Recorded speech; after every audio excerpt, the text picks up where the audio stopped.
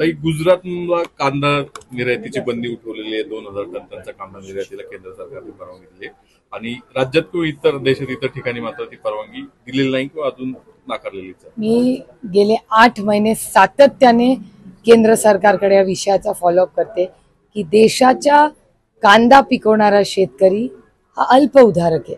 त्याच्याकडे कमी जमीन असते, पाणीही कमी लागतं. अशा शेतकऱ्याला न्याय मिळालाच पाहिजे. पण गेले 8 महिने पियुष गोयल साहेबांना मी पार्लमेंटमध्येही अनेक वेळा हा प्रश्न विचारला आहे.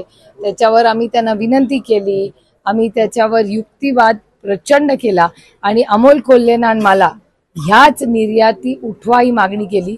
त्याच्याबद्दल आम्हाला निलंबित करण्यात, आम्ही कुठलाही नियम कायदा मोडला नाही संसदेत, तरी आमचं निलंबन करण्यात आलं. हे दुर्दैव आहे की हे केंद्र आणि महाराष्ट्राचं सरकार हे शेतकरी विरोधी आहे.